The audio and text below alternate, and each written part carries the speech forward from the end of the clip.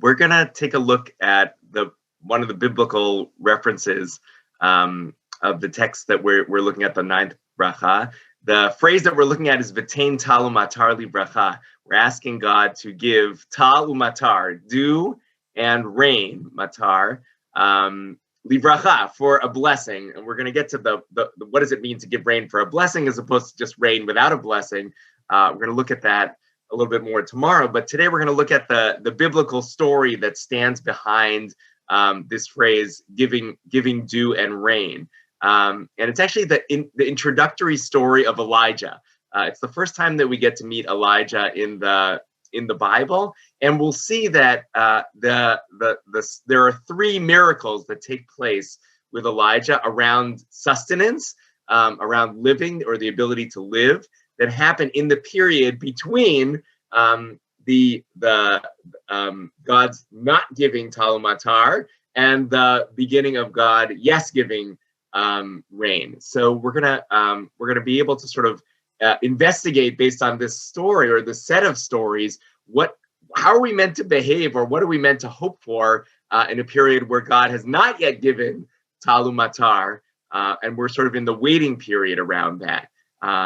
And one of the models around that. So let me share the screen here so we can take a look at this. First of all, we're gonna start off with Abu Draham. Abu Draham is again the Siddur commentator. We've looked at him a number of times, who goes through the entire Siddur and the Machzor and the Haggadah and indicates which phrase of the prayers are connected to which section of the Bible. So he tells us explicitly, "V'tein tal umatar livracha al pnei adama." May you grant dew and rain for a blessing on the face of the earth. This is al shem, and then we have two verses which we're going to see are the framing verses of our section that we're going to look at. One is from Malachim Aleph, chapter 17, verse 1. Im yu ha-Shanim ha'ela tal umatar. There will be no dew or rain in these years. That's in chapter 17 of 1 Kings. And then in chapter 18 of 1 Kings, the next chapter, it's written, I will give rain upon the land, but ne matar al ha'adama. So you have the tain, the giving of rain, and you have the shanim, the Birkat ha-Shanim in these years, and of course you have the tal umatar. So all that is framed by basically chapter 17 all the way to the beginning of chapter 18 in 1 Kings. And that's what we're going to look at today when we see the story of Elijah. So again, there are three sub-stories in this chapter, each miraculous and each relating to what it means to be sustained in a time when there is no rain, when there is no sort of natural sustenance that's happening in agricultural cycle.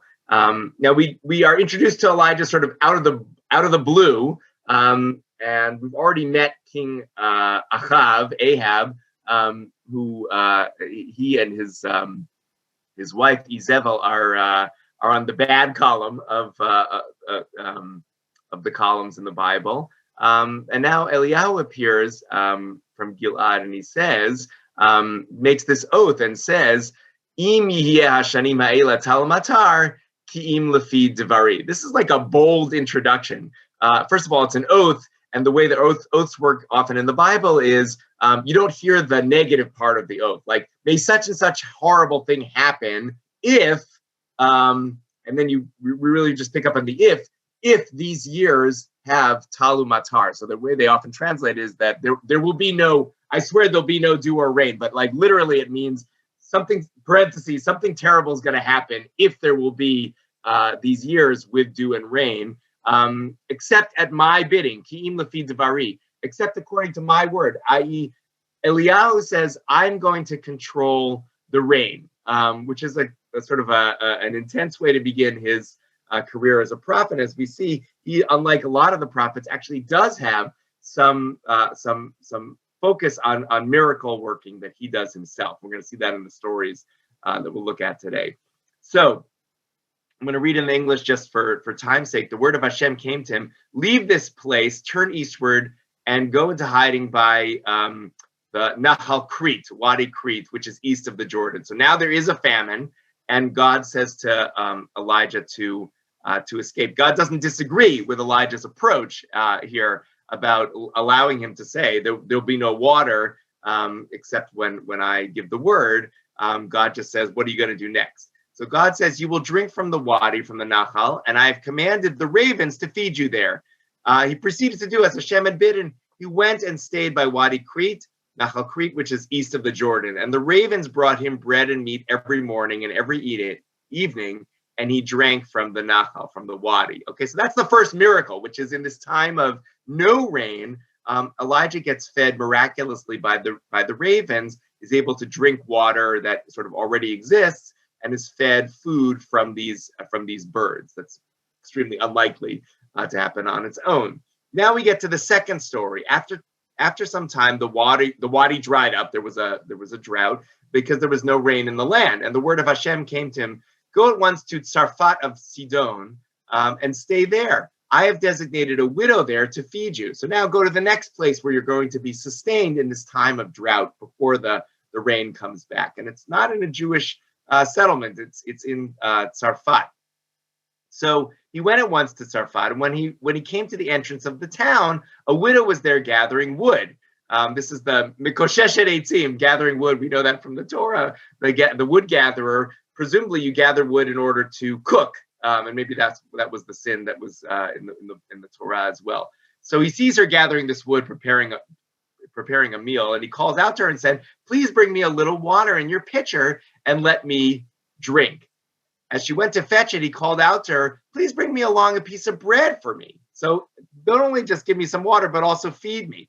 And then she bursts out and says, as Hashem your God lives, I have nothing baked, nothing but a handful of flour in a jar and a little oil in a jug. I'm just gathering a couple of sticks so that I can go home and prepare it for me and my son. We shall eat it and then we shall die. She's suffering in this drought. And she's like, I don't have any extra food. I'm just going to bake the rest of what I have and then we're going to starve to death. So then Elijah sort of puts on his miraculous hat and says, don't be afraid, said Elijah to her. Go and do as you have said. But first make me a small cake from what you have there. Bring it to me, and then make some for yourself and your son.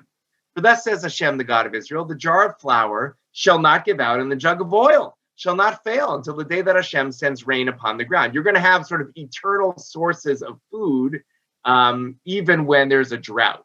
And this is perhaps reminiscent of, there's another story with Elisha later on that we get about this, and it's maybe even reminiscent of the Hanukkah miracle of the oil is not going to run out, but here oil as sustenance. You're going to have food throughout the drought until the rain comes back. So she did this. She did as Elijah had spoken, and she and her household had food for a long time. The jar of flour did not give out, nor did the jug of oil fail, just as Hashem had spoken through Elijah, even though Elijah sort of had spoken first, I would say, and then Hashem sort of agreed to do that miracle that he described. Now we get to the first miracle is Elijah himself being sustained by the ravens. The second miracle is this woman, not connected to the Jewish story really, being fed, her and her family being fed in this time of drought miraculously. And now we get the last miracle story. After a while, the son of the mistress of the house fell sick, and his illness grew worse until he had no breath left in him. Her son died.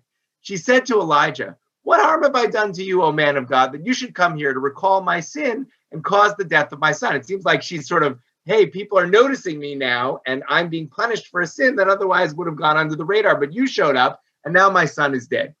So Elijah says, give me the boy, he said to her, and taking him from her arms, he carried him to the upper chamber where he was staying and laid him down on his own bed.